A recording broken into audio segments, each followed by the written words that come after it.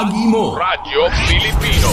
Saan mang bahagi ng Pilipinas, saan mang bahagi ng mundo, anumang uri ng pamumuhay, kabahagi mo. Kabahagi mo. Radyo Pilipino. Radyo Pilipino. Sumasahimpapawid sa DWPR 1296, Dagupan, DZTC 828, Tarlac, DZLT 1188, Lucena, DZYM 1539, Mindoro, DWRL 1080, Legazpi, DWRN 657, Naga, DYRB 540, Cebu, DYRL 1035, Bacolod, DYRN 1134, Dumaguete, DXCO 1044, Cagayan de Oro, DXGS 765, General Santos, DXOC 1494, Ozami, DXOW 981, Davao, at Radio Filipino Podcast Center, Manila.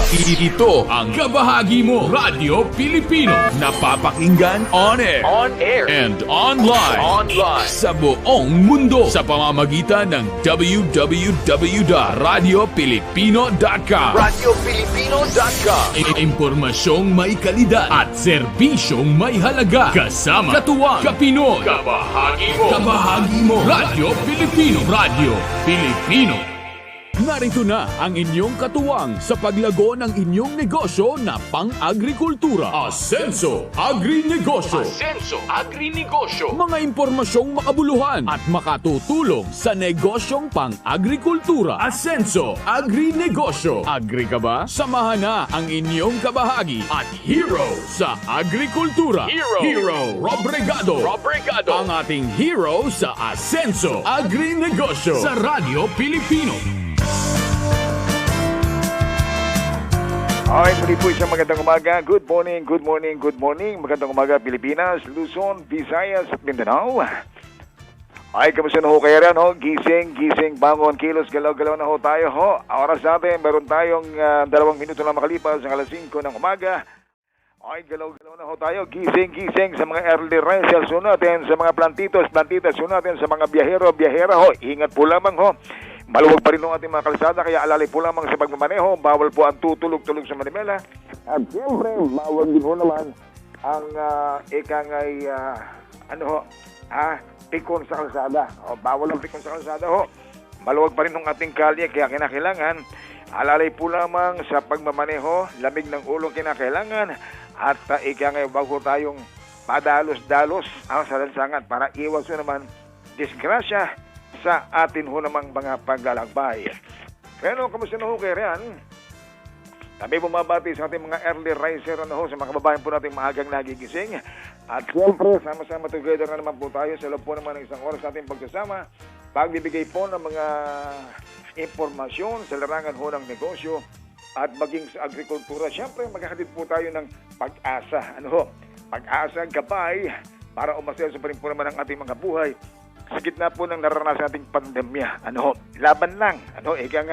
Sulong lang. Kinakailangan dinadapatan ho natin anumang problema pumapasok at kinakailangan natatawid ho natin ng maayos pa rin ang ating mga buhay-buhay sa loob ng 24 oras pa rin. So magandang umaga. Ayan, tuloy-tuloy na tayo ha. Good morning po sa mga nakatutok na sa atin, Luzon, Visayas at Mindanao. At siyempre, kasama ho nating nakatutok na rin ngayon, nakahook up na ho ang lahat ng himpilan ng Radyo Filipino stations nationwide. Luzon, Visayas at Mindanao, tayo po ay live on air and online. Nasa mga bahagi dito sa Pilipinas, sa mga bahagi ng mundo. Magkakarinigan, magkakakitaan, magkakakwentuhan po tayo sa loob po naman ng isang oras naman. Bueno, siyempre, kagaya ng dati, binabati na ho natin yung mga nakatutok ho Diyan po sa DWPR Dagupan. Kasama po natin ang DCTC Tarlac, DCLT Lucena. Nandiyan po ang DZYM Mindoro, DWRN Naga, DWRL Legazpi. Kasama rin natin ang DYRL Bacolod, DYRB Cebu, DYRM Dumaguete. Nandiyan po ang DXCO Cagayan de Oro, DXJM Butuan. Ito po ang DXOC Osamis, DXGS Charleston City, at ang DXOW dyan po naman sa lalawigan ho ng Davao. Ay, sana nasa mabuti kayong kalagayan ho sa lahat ng mga binanggit natin mga kapatid na himpilan sa mga kayo nandun ho riyan, hangad po namin isang mapayapang bangon, isang magandang umaga, isang masayang pagsalubong sa panibagong hamon ng ating mga buhay, sa mga nagnenegosyo at yung mga nagtutungo sa mga kanilang sinasakang bukirin, nagtutungo sa lahat, pangingisda ho natin, at iba pang pinagkakabala natin mga kababayan, mabuhay po ang sambayan ng Pilipino. Ay, siyempre, kasama ho natin, binabati na rin, nakasama ho natin, nakahook up na rin po sa ngayon, lahat po ng himpilan ng RPN Radyo Ronda. Sila po ang ating kakapit basic, sila ang ating kabahagi sa pagbigay serbisyo publiko sa ating mga kababayan. Well, of course, nandiyan po ang DCBS Baguio. Good morning sa nakatutok dyan sa DCRL Batak, Ilocos Norte.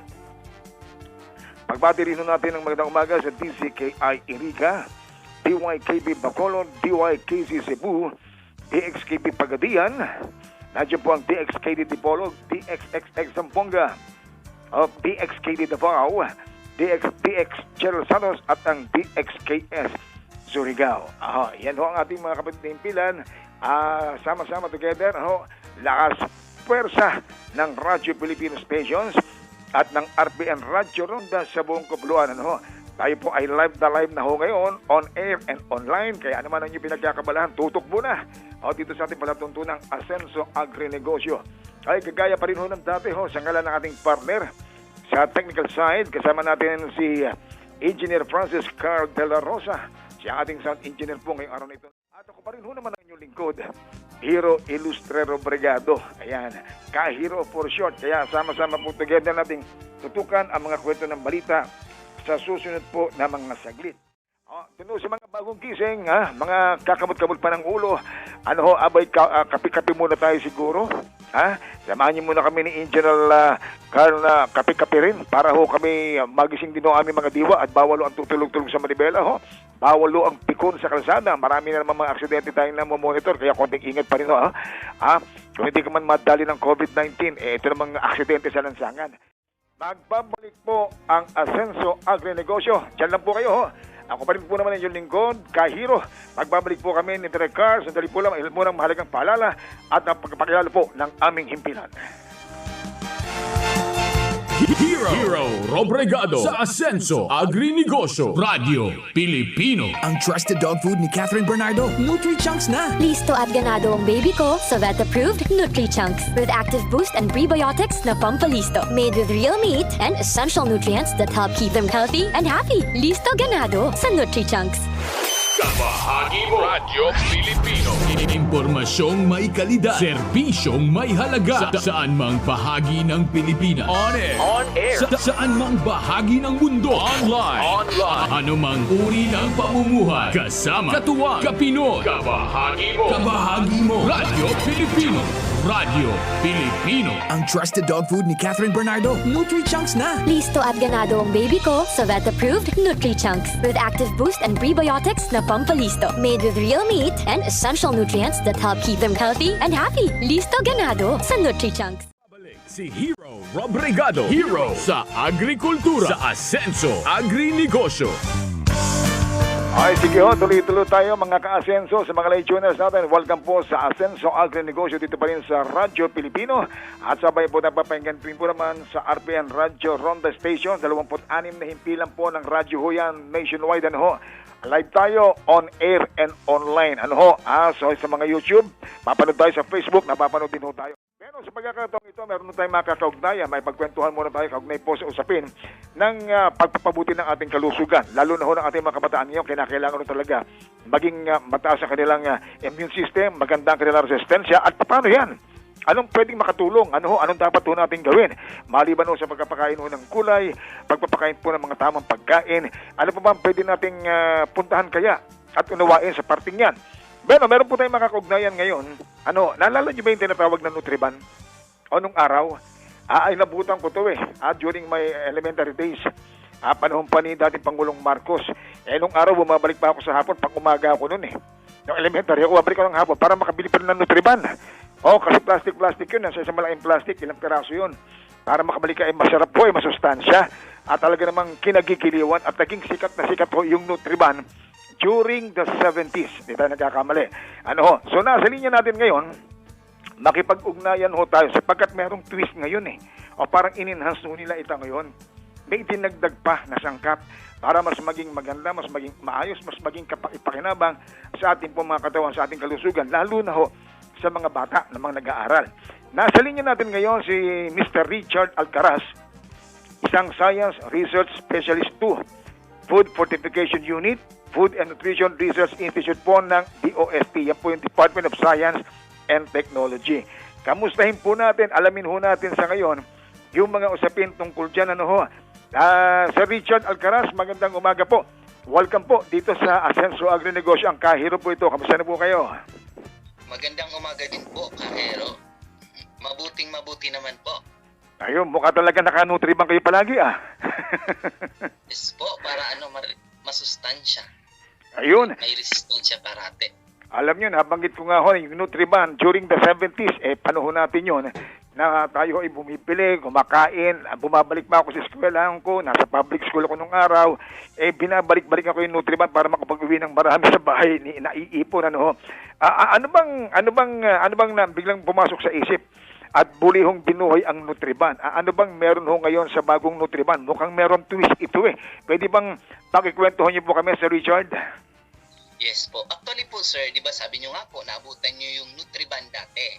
So actually po nung year 2020, ang aming pong institute, ang DOST FNRI Food and Nutrition Research Institute, nag-develop po kami ng Enhanced Nutriban. Bakit nga ba namin tinawag itong Enhanced? Bakit Dahil nga ba? po, kung dati, ang tinataglay lang niya ay yung 500 kilocalories na enerhiya at saka yung 17 grams protein. Ngayon po, yung atin pong Enhanced Nutriban ay iba na po ito. May dagdag na po ito. May mga vitamina na rin po. Kagaya halimbawa po ng vitamin A. May minerals din po, yung zinc, iron, calcium. At ito po ay may dagdag na ingredients po, which is yung squash. Noong 2020 po, yun yung variant na dinevelop namin. And then po, may bago rin po kami recently lang po, nitong 2021, yung Enhanced Nutriban Carrots variant naman po. Okay. Ano pagkakaiba-iba ito? Yung 2021 tsaka inilabas yun ninyo ngayon, ano ang nadagdag? Noong 2020 po, ang Enhanced Nutriban Squash variant po yun. So, ang isang ingredients doon, yung squash po. Ito po ngayon na ating Enhanced Nutriban Carrots variant. Carrots naman po ang isang ingredients na para makapagdagdag ng fiber, ng beta-carotene doon sa atin pong Enhanced Nutriban. Siguro sa kapakanan ho ng mga nakikinig sa atin, lalo na yung mga magulang na concern sa kalusugan ng kanilang mga anak. Ano ho ba ang nagtulak? Ano ho bang dahilan? Bakit ang inyong tanggapan, ang Department of Science and Technology, ang Food and Nutrition Research Institute, bakit po binuhay muli yung Nutriban? Ano ba ang target ho ninyo rito? Opo. Actually po sir, di ba, sabi nga natin, yung Nutriban dati, ginamit din yun para labanan yung malnutrition nung taon na yung dekada 70. Ngayon naman po, di ba po, alam naman natin na continuous pa rin po yung malnutrition sa ating bansa. Ang nagkaroon po ng usapan ang aming former director na si Director Mario V. Capansana at si Cabsec Nograles na dahil nga din po tinitingnan nila mayroon silang programa yung Zero Hunger and then para din po ma-improve yung nutritional status ng mga batang Pilipino. So ibinuhay po natin to, binalik natin yung Enhanced Nutriban. Lalo na nga po, di ba po, nagkaroon tayo ng pandemya. So, di ba dati po sa mga school na meron pang face-to-face school, meron pong feeding program na kinagawa sa bawat school. Since po nagkaroon ng online na lang, hindi na po natuloy yung hot meal na feeding program, so naisipan po na maggawa ng produkto na pwedeng i-distribute bahay-bahay na ready to eat na. So ito po yung naisipan na ibalik po yung Nutriban dati. Kaya po gumawa tayo ng Enhanced Nutriban para po masolusyonan pa rin po yung malnutrition ng ating bansa. Paano ngayon, Sir Richard, marami ho, ngayon yung mga kabataan natin talagang lang sila, sa bahay lang sila, gumagawa lang sila ng mga modules, talagang hindi pa pwede yung magtutungo sa mga eskwelahan. Paano po magiging epektibo yung distribution ng mga Nutriban na yan? Opo. Actually po sir, ang ginagawa po ng bawat school, kapag po kukuha na ng module yung mga magulang ng kanilang mga bata, ibibigay po kasama ng module. Or yung iba naman po, yung mga teacher mismo ang nagdadala ng module kasama po itong enhanced Nutriban sa kanilang bahay-bahay po. Ganun. Kada estudyante, ilang pong piraso ng Nutriban ang pinamimigay? Actually po, nakadepende po yun sa bawat LGU kasi sila po, ay sa bawat po ng DepEd. Kasi sila po ang may control nun kung ilan po ang ibibigay nila sa bawat bata. Paano ang distribution nito? Gano'ng kadalas ang distribution? Ito ba araw-araw, MWF, TTH, once a week? Paano po kaya? Sa pagkakaalam ko po, sir, actually, halos po sa isang linggo, meron isa o dalawang beses magdi-distribute kasi sa isang distribution, maaaring 3 pirasong ibibigay. Sa susunod naman po, 3 piraso ulit. Parang ganun po, sir, ang nangyayari. Hindi pwedeng, halimbawa, naubos na yung stock ko. Yung anak ko, talagang mukhang maganda ang resulta sa kanya. Hindi ba pwedeng magpunta sa school, mag-request po para mabigyan? Pwede po ba yung ganun? Actually, sir po, ito po kasing ating enhanced Nutriban, yung 160 grams na isang piraso. Kumbaga, katumbas na po nito ang kailangan na 1/3 na nutrient po nung ating mga bata na nagkakaedad ng 6 hanggang 9 years old. So, hindi din po natin ina-advise na sa isang araw, 2-3 beses kakain siya kasi po meron pa pong ibang pagkain na kinakain naman yung bata. Wala namang oras na pinipili kung ano yung mas magandang oras ng kain nito. Wala namang ganun. Wala naman po, sir. Ito pong proyektong ito na Enhanced Nutriban, sino-sino na po, ano-anong rehiyon na po nakikinabang nito plus Metro Manila, kamusta na po? Opo. Actually, ang dami na po nating adapter ng ating Enhanced Nutriban na squash variant. Sa buong Pilipinas po, meron na po tayong 88 na adapters po. Yung mga bakery owners na nag-adapt po ng technology at nagpo-produce po sila para po ibenta doon sa mga DepEd po sa DSWD para naman po may pamahagi nila sa bawat school po. Kung merong nagpo-produce na, may mga bakery na gumagawa, kung bibili po ng bultuhan, sino po ang sasagot ng budget? Yung DepEd po at saka DSWD, sir. And then yung iba pong mga local government units na nagkakandak din po ng mga feeding program, sa kanilang tawag dito, budget din po naka-charge yung mga ganun, sir. Ganun. Ano ho to? Tuloy-tuloy ba to? All year round ba? Aasahan po natin na merong supply, may distribution na mangyayari ng Nutriban? Actually po, base doon sa nilabas na memorandum ng DepEd, sa kanila po ay sa school year naglabas sila ng tuloy-tuloy po. Depende na rin din po ito sa magiging planning nila sa susunod po na taon kung meron pa rin po ba. Balik, kailan po nagsimula? Kailan po yung take-off nitong yung Enhanced Nutriban, yung distribution natin ito? Kailan nagsimula this year? Yes po. Actually po, noong 2020, meron na rin po. May iba na rin pong mga school na nagsimula ng mag-distribute ng kanilang Enhanced Nutriban dahil po nakapaloob po yun doon sa budget nila ng last year. And then po, ngayong taon po, mas lalo pong dumami po ang school na nagdi-distribute na ng Enhanced Nutriban dahil po sa budget na naialat po para sa kanila. Okay, may tanong dito, Dr.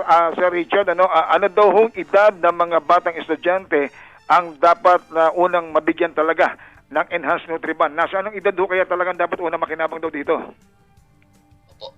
Actually, sir, yun pong ating Enhanced Nutriban para naman po siya sa lahat ng bata. Actually po, kahit po tayong matatanda, pwede natin kainin po yung Enhanced Nutriban.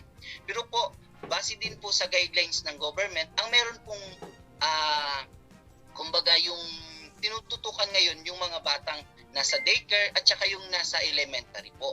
So, from 4 years old, dahil sa DSWD, meron silang binibigay din na mas maliit na Enhanced Nutriban, yung 80 grams. And then po doon sa mga elementary school children, yung 160 grams po ang binibigay ng mga school.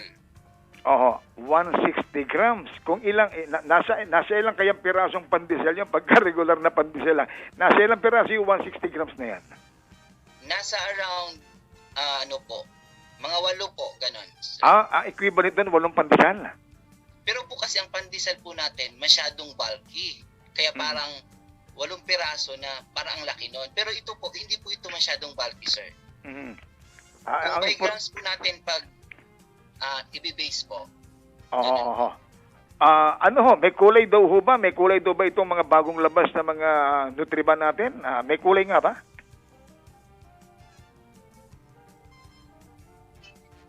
Sir Richard? Uy, Actually po, natural color po ito, natural. sir. Oho. Natural color lang siya. Oy, may nagtatanong po sa Richard, usong-uso daw po yung malunggay pandesal ngayon. Sinamahan daw po ba ng malunggay? Yan pong enhanced Nutriban na yan. Actually po, as of now, yung variant pa lang po na nagagawa ng aming institute, yun pong squash variant at saka yung carrot variant po. Mhm.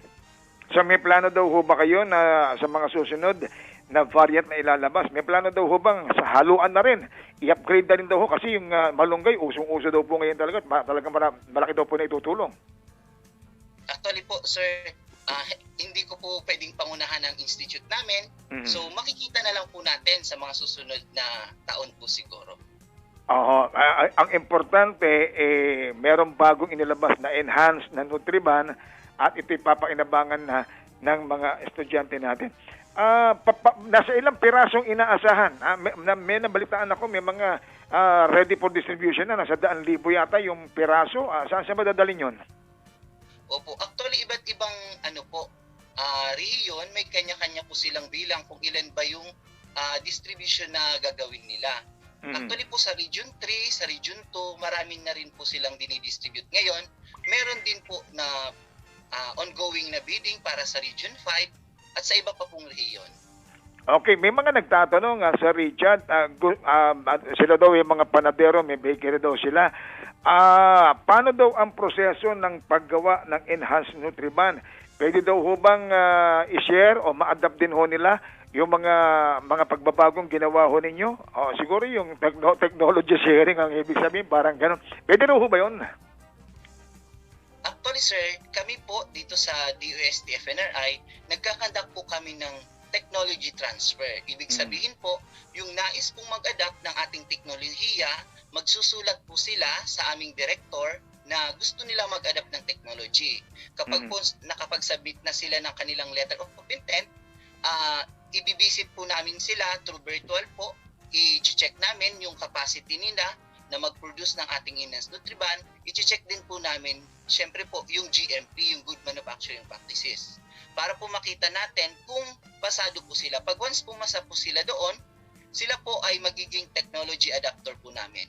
Ititrain namin sila, ibibigay namin sa kanila lahat po ng kakailanganin po nila. Merong follow-up question. Sino daw ho yung mga inaasahan ninyo at balak ninyong bigyan para ma-adapt po yung mga teknolohiyang yan? Sino daw po ang target ninyo? Actually po, yung atin pong technology, open po ito, free po ito, pero po, sabi ko nang sinabi ko po kanina, kailangan po muna sila na i-evaluate kung yung mga bakery owner po, yung kanilang bakery ba maayos, malinis, sumusunod doon sa tamang proseso ng paggawa, maaari po silang matransferan ng technology ito. Ibig sabihin, dapat compliant talaga sila. Opo, sir. Kasi ini-ensure natin yung safety po ng mga kabataan din po, ng mga kakain. Magkano po kaya ang initial na kapital sa tinatawag na enhanced Nutriban? Ito po, natanong pa rin sa nakikinig sa atin. Opo. Kung mga existing bakery owners naman po sila, so konti na lang po ang idadagdag nila. Siyempre po, yung para sa materialis po, na kagaya na po ng ating squash, yun po yung kailangan din nila pagtuunan. And then po, yung iba pong equipment na kakailanganin din nila. So medyo mababa na lang po. Okay. Available daw po ba sa website ng DOST yung mga procedure na pwedeng gamitin sa paggawa daw po ng enhanced Nutriban? Actually po, yung atin pong procedure, hindi po ito naka-view in public, sir. Kasi nga po, yun nga po ang sabi ko kanina, kailangan po, yung gagawa nito, kailangan muna silang ma-check kung papasa po sila doon sa sumusunod ba sa tamang proseso ng paggawa po ng mga foods, ganun po. So hindi pwede na basta may bakery ka, gagawa ka ng Nutriban, gagayahin mo yung proseso. Hindi pwedeng gano'n. Pwedeng masita yung mga gano'ng gumagawa na walang pahintulot ng DOST. Opo, sir. Kasi, yun nga po, actually sila, sir, pwede sila maggumawa ng kanilang sariling Version. tinapay. Pero hindi Oo. po pwedeng tawagin nilang Enhanced Nutriban kasi po yung technology ng Enhanced Nutriban ay galing po yun sa DOST FNRI. Kapag gusto nila na mag-produce ng Enhanced Nutriban, kailangan po muna nila magpa-accredit sa amin po. Ayun. At kung may nagbebenta ng Enhanced Nutriban na hindi po accredited ng DOST, ano ho yan? May mga posibleng kaharaping kaso siguro yung mga ganyan. Siguro po, sir, may mga kaukulang ano naman po yan. Aha. Okay, ang tanong, meron ibang mga nagtatanong dito. Taga Mindanao po kami. Ayun, malayo ito Mindanao. Meron daw po bang distribution din ng Enhanced Nutriban sa Mindanao? Actually po, may adapter din po tayo sa Mindanao po. Mm. Meron din po doon na mga nagbigay na po ng letter of intent, and then po, this coming week din po, kasama din po sila sa mga ititrain namin kasi na-evaluate na sila, na-accredit na po sila. Okay, tanong pa rin siguro, ngayon lang nakapagbukas ng radyo niya. Paano daw po ito nakabubuti sa kalusugan, yung Enhanced Nutriban na yan, lalo na sa kabataan? Actually po, ito pong ating Enhanced Nutriban ay nagtataglay po ng 500 kilocalories na enerhiya at 17 grams to 18 grams protein po. And then po, meron pa rin po itong vitamin A, zinc, iron, calcium, potassium na tumutulong din po para sa magkaroon ng magandang pangangatawan yung ating mga bata. Aha, eto pa, may tanong pa rito, Sir Richard. Meron po bang expiry date yung mga Nutriban na yan? Baka naman po makarating sa amin malapit na mag-expire. Ay, may observation na ganun. Actually, sir po, lahat po ng pagkain meron po yung expiry date. Ito pong ating Enhanced Nutriban, kapag properly sealed po, ito po ay nagtatagal ng 4 days po. Kaya po, di ba sabi ko kanina, madalas dinidistribute po ay 3 piraso para po hindi po siya aabutan ng expiry date. Aha. Wala na po kaming nag-aaral na mga anak pero gusto namin matikman ang Enhanced Nutriban. Pwede po bang bumili niyan? Parang gamit bahay lang, ganun. Pwede po ba? Pwede po, sir, as long as meron po doon na malapit sa kanila na bakery po na nagpo-produce ng ating Enhanced Nutriban. Ay dapat siguro, Sir Richard, maglabas na ang inyong tanggapan ng DOST ng mga accredited na mga bakery na gumagawa ng Enhanced Nutriban. Meron daw ho kayang gano'n na pwedeng ipalabas kayo? Yes po. Actually, sir, sa amin pong Facebook page ng DOST FNRI, nandun din po nakalagay yung mga accredited po na technology adapter ng ating Enhanced Nutriban. Okay. Nako, Sir Richard, maraming salamat po. Ako ginutom mo ko. Alam mo, paborito kay Nutriban nung araw. Nakapag-uwi na ako, pang umaga ako, morning class ako, babalik pa ako ng hapon para matagdagan yung stock ko sa bahay. Siguro masarap matikpan itong Enhanced Nutriban mo, Sir Richard. Ay, siguro lastly, yun na lamang pong panawagan, final words po natin bago tayo maghiwalay, Sir Richard, nasa inyo po pagkakataon. Okay po. So maraming salamat po, Kahiro. Actually po, nananawagan din kami sa iba pa pong mga tawag dito, bakery owners na gusto pong mag-adapt ng teknolohiya. Maaari lamang po kayo magsulat sa aming tanggapan po. Naka-address po sa aming director na si Dr. Imelda Angeles Agdepa ng DOST FNRI para po mas lalo nating mapalaganap yung ating technology na Enhanced Nutriban at para po yung buong Philippines po ay magkaroon po talaga ng magsusupply ng Enhanced Nutriban para ma-improve po yung nutritional status ng ating bansa. Okay. Po, salamat po. Ay, maraming salamat, Sir Richard. Hanggang sa muli, ha. Sa pagbabalik mo, titikman na namin yung Enhanced Nutriban na yan, ha. Okay po, sir. Maraming salamat, Sir Richard. Sir Richard Alcaraz, thank you, sir. Ingat po kayo. Stay safe. Happy morning. Happy breakfast. Maraming salamat po sa pagkakataon. Okay. Yan po naman si Sir Richard Alcaraz, SRS2, Food Fortification Unit ng DOST FNRI. Maraming salamat, sir. Doon sa mga gusto makatikim ng Enhanced Nutriban na yan, contact lang kayo sa DOST. At yung mga gagawa, huwag kayo basta-basta mag-attempt na gagayahin ninyo yung Enhanced Nutriban. Dapat accredited kayo ng DOST, mga bakery. Kung meron kayong sariling version, huwag nyo gayahin mismo yung enhanced Nutriban. Huwag yung gumawa kayo ng sarili niyo. Pero yung eksaktong gagawin yung enhanced Nutriban, dapat makipag-coordinate kayo sa tanggapan ng DOST. Ay, maraming salamat sa ginawa niyo pagtutok ko. Ay, dito kay Ka Emily Macanas. Pagaling ka ha. Ating classmate, naganda sa Makabite ng Coffee Gusto. Kay Ka Mike, magandang umaga rin. Kay Ka Merlita Salcedo ng MMS Super Moringa na palagi nakatutok sa atin. Maraming salamat. Kay Karay Herrera ng King's Herbal. Oy, Karay, kumusta ka na? Sana nasa mabuti ka ng kalagayan at mas masiglang ka pa rin ngayon. At kay Ate Sam, maraming salamat din po. Okay. Maraming salamat kay Kuyang Yaya Manawis, kay Dr. Hilgasco na nandiyan sa Canada. Sa mga natutok sa ating Batang Pyo at ang New Era Etiague 79 parts, New Era Educational Institute ito dati. Ngayon, New Era University na ang tawag. Maraming salamat po sa inyo dyan. Kay Kuyang Don Bustamante, sa mga vlogger, magandang umaga sa mga plantitos sa atin. Maraming salamat po sa ginawa po ninyong pagsubaybay po ang Asenso Agri-Negosyo. Diyan lang po kayo. Ako pa rin po naman inyong lingkod, Kahiro. Magbabalik po kami ni Direk Cars. Sandali po lang, munang mahalagang paalala at ang pagpapakilala po ng aming himpilan.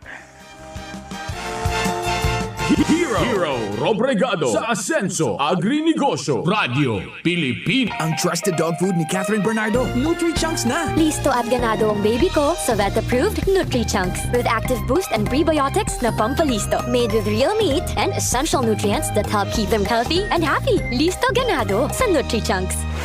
Kabahagi mo Radyo Pilipino. Impormasyong may kalidad, serbisyong may halaga, saan mang bahagi ng Pilipinas. On air. Saan mang bahagi ng mundo. Online. Ano mang uri ng pamumuhay. Kasama, katuwang, kapinoy. Kabahagi mo. Radyo Pilipino. Radyo Pilipino. Ang trusted dog food ni Catherine Bernardo, Nutri-Chunks na. Listo at ganado ang baby ko sa vet-approved Nutri-Chunks with active boost and prebiotics na pampalisto. Made with real meat and essential nutrients that help keep them healthy and happy. Listo ganado sa Nutri-Chunks. Pinoy. Asenso tayo.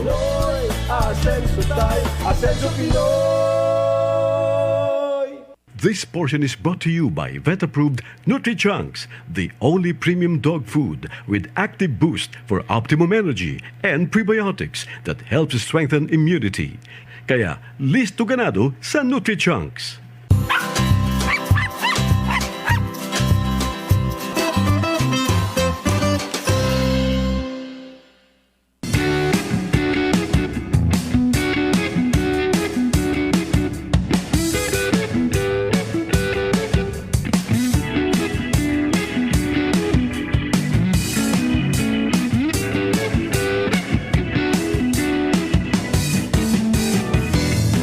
Good morning. I'm Dr. Rocky Velasquez and welcome to Parental Guidance, your weekly guide on how to take care of your fur babies.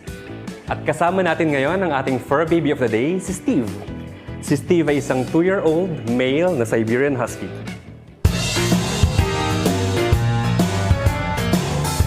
Di ba dogs are considered as man's best friend? They are not just pets but have become an integral part of Filipino family. Dogs are now considered as fur babies. Their sense of smell is their primary way of experiencing the world. After they are born, it's actually their first sense that begins functioning. If we have 5 million scent receptors, our fur babies have 300 million scent receptors. Kaya kung mapapansin nyo, kapag dumarating tayo sa bahay, ay agad tayong sinasalubong ng ating mga fur babies dahil naaamoy nila na dumating na ang kanilang fur moms or dads. Their sense of smell is their most powerful sense. So even if they lose their sense of sight or hearing, they can still manage. Dogs also evaluate their food primarily using their sense of smell.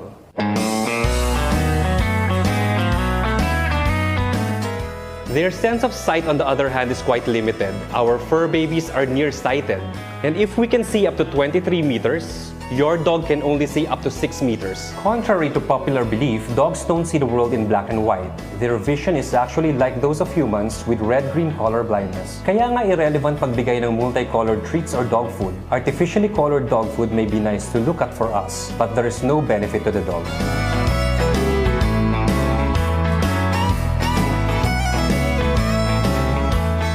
Their sense of taste is also limited.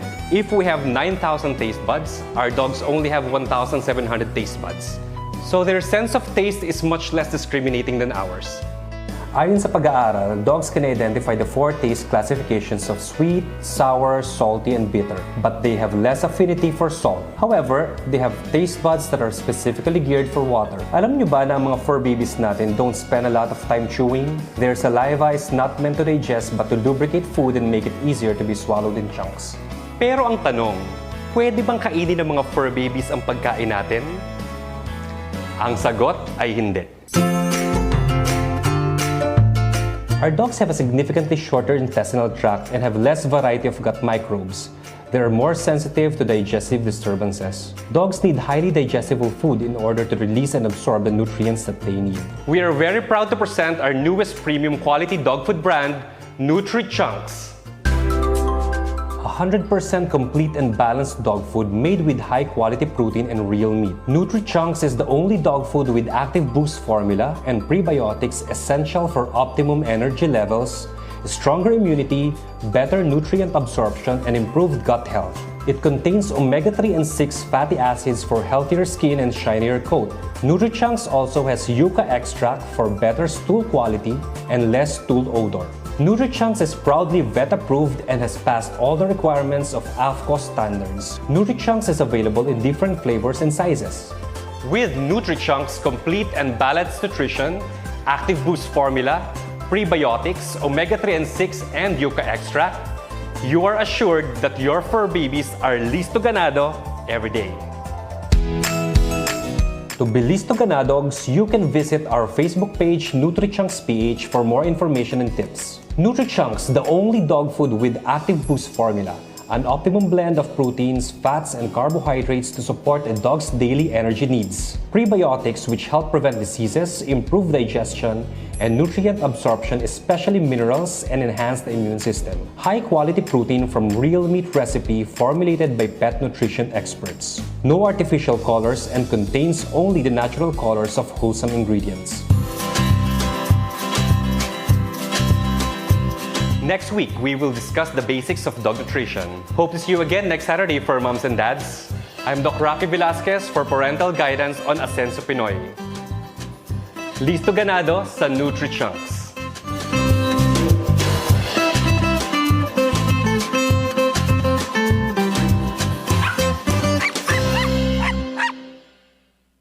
This portion was brought to you by vet-approved Nutri-Chunks, the only premium dog food with active boost for optimum energy and prebiotics that helps strengthen immunity. Kaya, listo ganado sa Nutri-Chunks. Nagbabalik si Hero Robrigado. Hero sa Agrikultura sa Ascenso Agri-Negosyo. Okay, balik tayo sa ating palatuntunan. Welcome sa mga ka-late tuners, sa mga gigising kababangon po, bungas-bungas pa. Oy, gising bangon, para aga tayo sa trabaho. Kape-kape muna tayo, inom na mainit na sabaw para gising na gising. Alive na alive po na tayo ngayong umaga. Pero binabati ko muna, meron tayong magiging panauhin. Binabati ko muna sila si Ray Miparanum at yung kanyang may bahay na nakatutok sa ating palagi. Well, of course, si Salvador Dalinog Atonay Jr. na nanonood ngayon, nakikinig sa atin sa Tagum City, Davao del Norte, layo sa Tagum, yung kanyang Nurture TV. Ay, mabuhay kaya yan, Pero binabati rin natin sila Genevieve Saguban, Papasin, si Siam Manalang Alcaraz, Richard Alcaraz, Danilo Intención, Risa Carag, Mark Alibap, si Robbie Robrigado, maraming salamat sa pagtutok. At siyempre kay Stimson Gulpo, maraming salamat. Magandang morning po sa inyong lahat dyan. Ganun din kay Tita Loretta de la Cruz Sinches ng Mamilas Kitchen. Ay, may YouTube yan sa mga gustong matutong magluto. Open nyo lang yan, tuturuan kayo ni Tita. Okay, pagaling ka, Ma'am Emily Macana, sabi niya sa nakamay ng Coffee Gusto ng Dasmag, Cavite. Pero nasa linya na ho natin ngayon, pag-usapan naman natin itong climate change. Anong epekto nito sa agrikultura natin? Tandaan natin, meron tayong problema sa baboy, ASF, at iba pang uri na karamdaman na kumisa pumapasok sa mga nag-aalaga ng hayop. Pagka tumindi ang problema natin sa climate change, anong epekto nito ngayon para sa atin, sa kabuhayan at sa mga kakainin natin?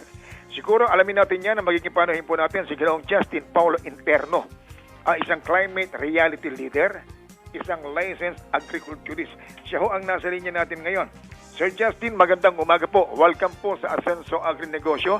Live po tayo nagpapahinga sa 20 himpilan po ng Radyo Filipino Station at ng RPN, Radio Ronda Stations nationwide. Live po tayo on air and online po ang mundo po. Napapainggan, napapanood po at makakakwentuhan tayo. Sir Justin, good morning po. Magandang umaga. Kamusta na po kayo? Magandang umaga po, Sir Hiro, at maraming salamat po sa pag-guest po sa amin. Tama ba, Sir Justin, yung nabanggit natin, kayo po isang climate reality leader, isang licensed agriculturist, at talaga palang gano'n, meron bang unlicensed agriculturist, meron licensed agriculturist, talaga bang gano'n? Nakabase lang po ito doon sa accreditation po natin sa Professional Regulation Commission. Sa PRC po. Sir, pag-usapan nga ho natin itong climate change, sapagkat ito ho hindi isang banta. Sa totoo lang, sa matagal na panahon, tayo po ay nakapaloob na dito sa climate change na yan. At naranasan na natin ang epekto nito at kasalukuyan pong nararamdaman ng sangkatauhan. May pangamba ho kasi na by year 2030, ano bang posibleng mangyari? Ano bang kinakaharap natin na dapat ho natin pagandaan? Sapagkat nasa bilig ho, ng alanganin, o yung ating agrikultura at iba pang klase ng pamumuhay na meron tayo. Kamusta po ba ang mga pag-aaral at pagtutok na ginagawa po niyo dito, Sir Justin? Ayun po, base po sa mga pag-aaral ng mga siyentista, ang taon po na 2030 ay very crucial dahil nakikita nila na sa taong ito ay kapag lumagpas po tayo dun sa ating commitment na tuloy-tuloy na pag-iwas sa pagtaas po ng global warming by 1.5 degrees ay hindi na po ito may babalik sa dati. Katulad po nung kumpara po natin sa mga pre-industrial societies o mga panahon na hindi pa po ganun karami mga iba't ibang aktibidad ng industrial na hindi po gaano umiinit ang ating klima. So, mapapansin po natin sa ngayon nga po, nakita natin na napakalaki na ng epekto ng climate change sa atin dahil unang-una, tumataas po ang level po ng ating mga karagatan, yung ating sea water level rise. So, maliban po doon, nagkakaroon ng iba't ibang mga disasters at kalamidad na malaking epekto sa maraming sektor, hindi lang po sa agrikultura. And yun po, sa pagkakataon po na ang 2030 ay hindi natin abot na commitment, napakalaki po talaga ng epekto nito sa mga sektor. So, kung mapapansin niyo po yung mga surgeons po ng virus at pati po yung mga climate-related na disasters tulad po ng pagbabagyo, yung drought po natin o yung tag-init na sobra at yung pagkakaroon ng maraming heat waves. So, hindi lang po yung crops and animals ang naapektuhan, pati rin po yung mga tao natin sa sektor ng agrikultura ay napakalaking disgrasya ang mararamdaman. So, yun po, napaka-crucial po talaga ng 2030 sa atin at kailangan po natin ng active citizenry and patuloy po na pagiging accountability sa lahat po ng mga responsable, lalo na po yung mga industrial sites and mga bansa po na develop na. At ang Pilipinas din bilang isang government ay dapat tuloy-tuloy po tayong nagta-transition sa mga bagay na maaari makadagdag pa o makapagpagrabe pa nung pagtaas po ng ating degree. Sir Justin, itong problemang ito, natatandaan ko, nasa ilang himpilan na tayo palipat-lipat, yung problema natin talaga dito sa climate change, isang buhay na banta at tayo ay palapit na palapit. Nasa gitna na tayo pero nararamdaman na natin unti-unti. Mukha hong yung binabanggit ninyong pagbabago ng klima, nandiyan po yung pag-iba-iba ng klase ng mga hampas ng bagyo, nandiyan din po yung paglutang ng iba-ibang virus na nakaka-apekto po sa pananim, maging sa mga paghahayupan po natin.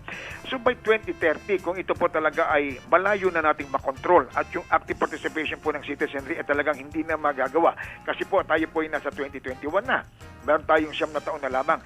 Gaano kalaking epekto ang posibleng mangyari at ano ang nakikita ninyong larawan kung sakasakaling hindi talaga natin na masawata o hindi man lang natin babawasan ang epekto ng parating na 2030 kaugnay po ng usapin tungkol sa global warming. Ano ang nakikita ninyo? Sige po, doon po tayo sa panahon na halimbawa po talagang hindi na natin maabot. So, sa farm level po, kung may mga panahon na tayong sinusunod, lalo na sa crop production, na seasonal, napakahirap po sa isang magsasaka na magbase na sa sabihin natin crop calendar dahil di ba po seasonal po ang pinagbabasihan nito. So malaki ang posibilidad na hindi na po ganoon kaproduktibo ang ating mga sakahan from the smallholder farms level hanggang po sa industrial level. And sabi ko nga po, yung pong pagtaas ng heat waves ay malaki pong epekto nito sa buhay ng tao. No? Marami po lalong maghihirap. At saka sa pagtaas po ng klima, mas trigger po yung mas marami pang mga disaster. So, yung lifestyle po ng tao at yung buhay po ng agriculture sector talagang on the decline na po talaga. As in, you cannot really change that on the moment na ito pong 2030 quota po or ating deadline ay hindi maabot. Pero to be clear po, ang ating nalalabing 9 na taon ay posible pa at very crucial. Nabanggit ko rin na talagang active citizenry at patuloy po na paghingi ng suporta from governments and especially yun nga po yung mga developed countries dahil kung sa Pilipinas po pag-uusapan, relatively ay hindi po ganun kalaki yung ating nagiging contribution sa mga greenhouse gases and carbon emission kumpara po sa ibang bansa. So, yun po, tayong mga citizens, pribado, mga individual at mga grupo ay magtulong-tulong po talaga no, para mas maging solido ang posibilidad na maibalik po natin at maitigil po natin sa 1.5 degrees yung global warming levels na gusto natin matamasa. Okay.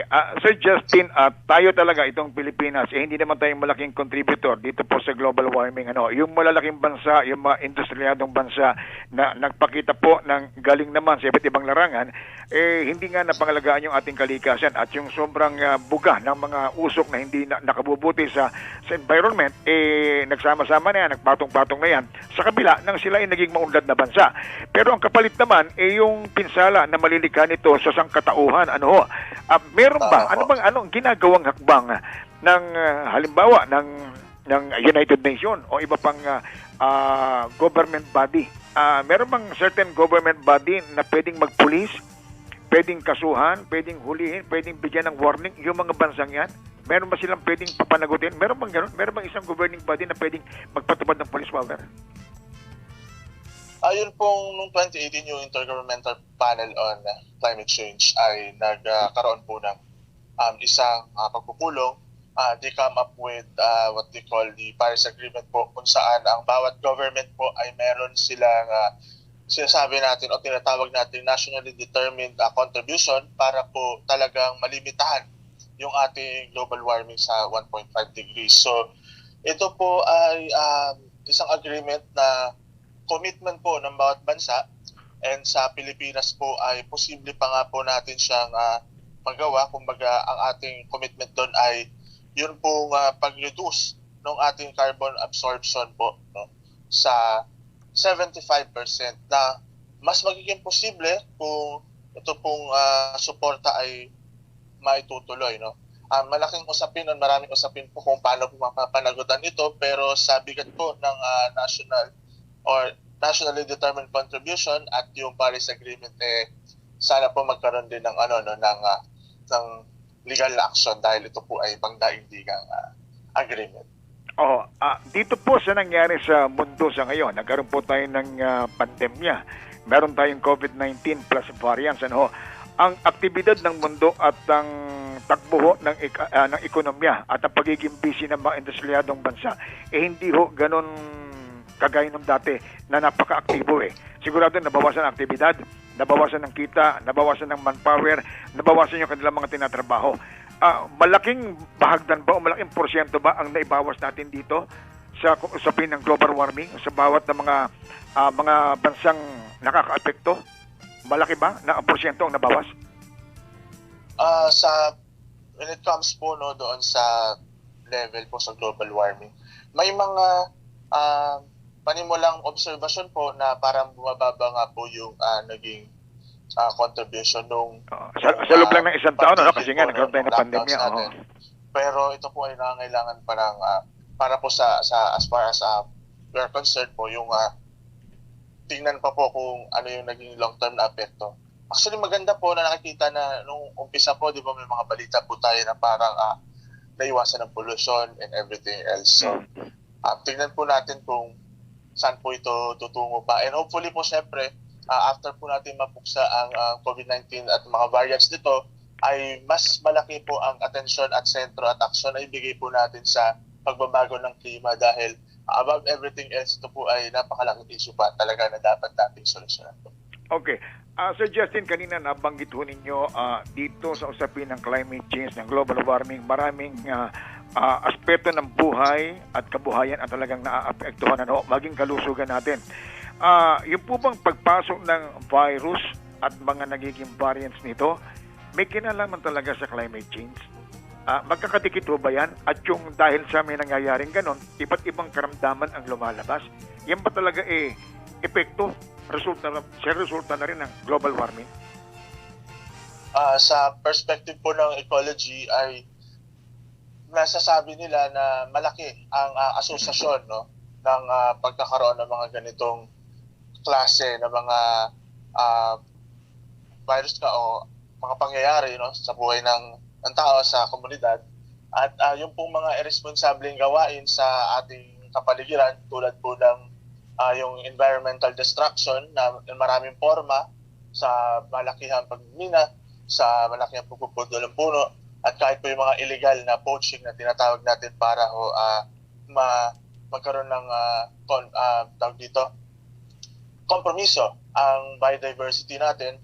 So doon po nagkakaroon ng mga pagkakataon na nagiging imbalance po ang ating ecology. So malaking na ituturo po na dahilan din kung bakit po nagkakaroon ng ganitong ating nararamdaman ngayon ay dahil sa irresponsible po na mga pangyayaring ito na nakikita rin po natin kaakibat kung bakit din po nagiging o nagpo-progreso yung climate change na nangyayari. So sa isang banda may malaking epekto po siya at kaya sinusulong din po kasama ng pagpuksa sa climate change o sa global warming ay yung responsable na pagbabantay sa ecology, tinatawag ng ecological restoration at kahit mga iba pang mga inisyatibo para mapanbantayan at maprotektahan ng ating biodiversity.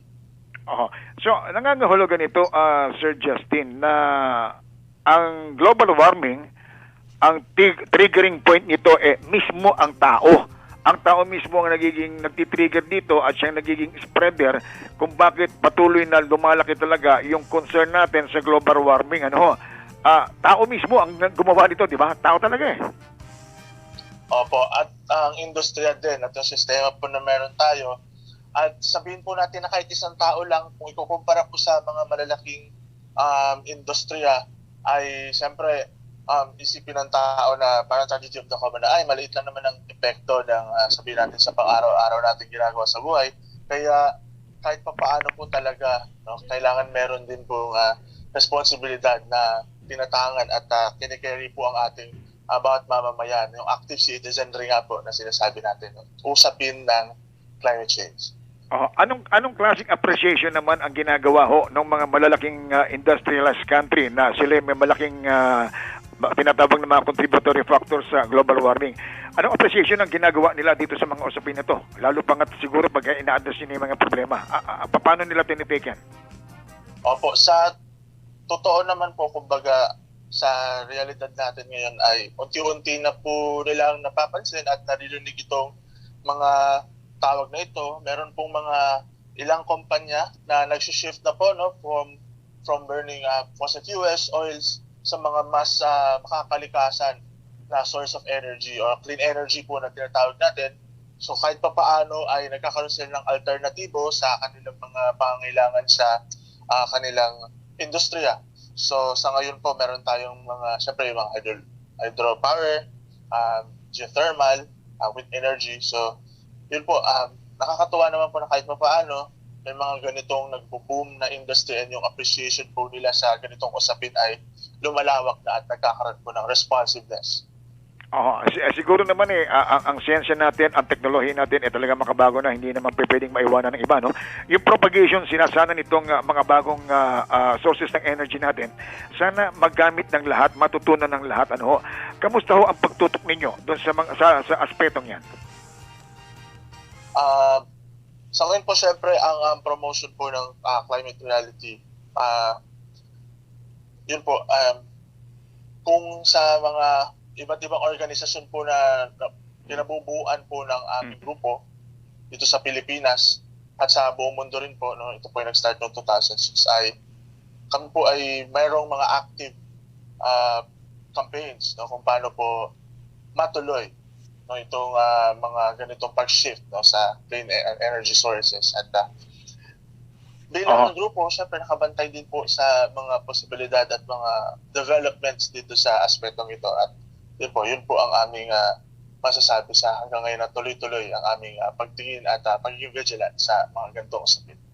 Sana talagang maging vigilant ang sangkatauhan kasi nga ito nangyayari sa mundo ngayon na pandemya, lahat ito nagpatong-patong na Nandiyan yung pag-aabuso natin sa kalikasan at yung domino effect na posibleng mangyari, yung pagdating at pagbangon ng iba't ibang virus, uuwi sa iba't ibang karamdaman.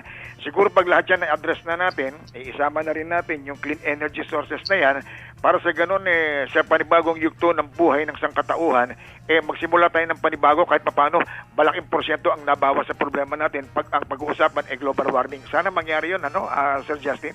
Opo. Tama po kayo, Sir Hero. Okay, so Justin, medyo kapos na kami sa oras.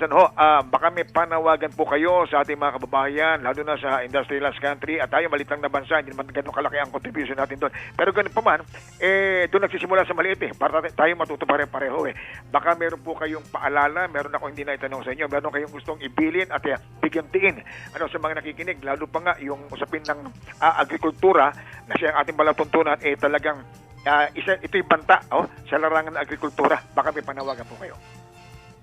Sige po. Maraming salamat po, Sir Hero, ulit sa pagpapanayam po sa akin. And ako po si Justin Interno ng Climate Reality Leaders Project Philippines. And kami po, kasama po ng mga samahan ay siyempre nananawagan po sa lahat ng mga individual, lalo na po sa ating mga mamamayang Pilipino na patuloy po sa pagtutok ng ating pagbabago ng klima, hindi lang po sa usapin nito, pati po sa mga aksyon na pwede po tayo makinahok at makisali dahil malaki po ang ating role na ginagampanan dito. At para po sa mga nakikinig na siyempre mga industriya at ating gobyerno, sana po sa usaping ito ay mas maging aktibo at proactive po tayo, lalo po sa ating commitment sa nationally determined contribution sa ating Paris Agreement para po tayo ay tuloy-tuloy sa pag-arangkada at pagpapaalala sa mga industrial na societies na ang usaping ito ay may malaking epekto sa mga maliliit at mga papaunlad pa lamang na bansa. At ang climate reality leaders po kasama po ng iba't ibang organisasyon ay aktibo at vigilante po sa pagtingin sa mga pagbabagong ito at mabuti na rin po na tayo ay maging committed at totoo po sa ating promise po na talagang paratingin ang 75% na pagbababa po ng carbon absorption emissions natin dito sa bansa. At yun po, tayo ay patuloy din na tumingin ng mga alternatibong mga sources of energy, lalo na po sa agrikultura. Tayo po ay may sustainable agriculture practices na tignan natin na mas makakaganda, hindi lang po sa ating sarili, sa ating kalusugan, sa ating kabuhayan, and syempre sa ating pong kapaligiran o environment. Kaya, ayun po, tayo ay tuloy-tuloy na iangat po natin ang sektor ng agrikultura sa pagiging responsable po at responsive sa usapin po ng climate change at global warming. Ay, Sir Justin, taga-saan po ang mga interno? Ang aking pong ama ay from Bicol. Camarines Norte. Kamsur din pala. Tayo naman from UWAS, ang roots ko UWAS, meron din pa naman tayo nakauwi din. Nakakauwi kami ng Pandan, Catanduanes. Bicol din po. Ay, Sir Justin, maraming salamat sa pagkakataong ibinigay mo sa amin sa pagpapaunlak this morning dito sa Ascenso Agri-Negosyo. Alam ko marami tayong natutunan, yung mga nakikinig at hindi itong unang hindi natin pag-uusapan sapagkat kinakailangan natin pag-usapan ng pansin at bigyan natin daan yung clean energy sources na yan. Importante yan para maunawaan ang ganap ng ating sambayan ng Pilipino. Muli, Sir Justin, maraming salamat. Magandang umaga po. Happy morning, happy breakfast. Stay safe and God bless. Ingat po kayo. Kayo rin po, Sir Hero. Salamat po. Maraming salamat. Yan po si Sir Justin Paulo Interno, isang climate reality leader, licensed agriculture. Sa totoo lang talaga ho, yung problema natin ito, matagal na to eh. Nakailang lipat na ho kami ng network ng radyo na pag-uusapan na palagi ito. Pero parang talagang doon ang punte. Parang hindi ma-address ng tama. Pero sabi ko nga, itong isang taon na pandemya natin, nabawasan po yung aktibidad ng mundo eh. Lalo na lalo na mga industrialized country. Di ba talaga nabawasan yan? So yung emission ng mga carbon dioxide na yan, hindi magagandang nakaka-apekto sa environment natin, nabawasan yan kahit paano. Pero hindi ito ganun kasimple lang. Ano? Dapat talaga magtuloy-tuloy yung kaalaman natin kaugnay po sa paglilinis at yung paggamit po natin ng clean energy sources. Importante po yan at napapanahon. Muli, maraming salamat Sir Justin Paulo Interno sa pagkakataon po binigay nyo dito sa amin sa Asenso Agrinegosyo sa Radyo Pilipino pa rin. Oy, kami ho'y wala ng oras. Masait man sa aming kalooban, kinakailangan ho namin magpaalam. Pinsan pa sa langangalan po na bumubuo ng ating programa. Sa ngalan po ni Engineer Dave Galapon sa technical side, ang ating sound engineer, at siyempre sa ating creator po ng Asenso Agrinegosyo. Good morning kay Ginoong Francis Cardona, sir. Good morning, Sir Francis. Nagkape ka na ba, sir? Coffee na lang, dear. At siyempre sa lahat po ng himpilan ng Radyo Philippine Stations nationwide at maging ng RP Radio Stations nationwide pa rin. Tayo po'y napainggan online and on air sa manpanig ng bansa, sa manpanig ng mundo. Maraming salamat po sa inyong lahat dyan. Minsan pa, ako po ang inyong lingkod, Hero Illustrator Marigado, nag-iiwan. Anumang bagay na matuwid at tama, hindi mo ginawa, itinuturing na kasalanan laban sa iyo. Saan mang bahagi ng mundo, kabahagi mo. Radyo Pilipino. Inyong natunghayan ang Asenso Agrinegosyo kasama si Hero Robregado. Hanggang sa muli, dito lang sa kabahagi mo, Radyo Pilipino. Kabahagi mo, Radyo Pilipino.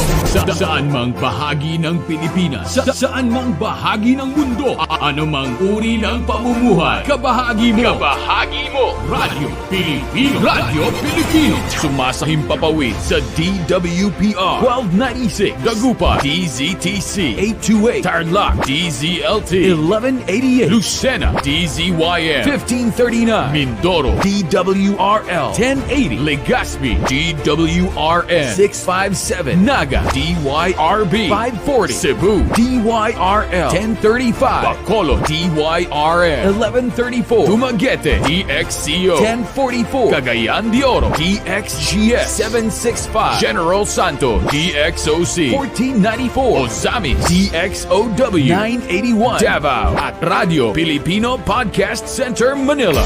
Ito ang kabahagi mo, Radio Filipino, napapakinggan on air and online sa buong mundo sa pamamagitan ng www.radiopilipino.com. RadyoPilipino.com. Impormasyong may kalidad at serbisyong may halaga. Kasama, katuwang, kapinoy. Kabahagi mo. Kabahagi mo. Radyo Pilipino. Radyo Pilipino.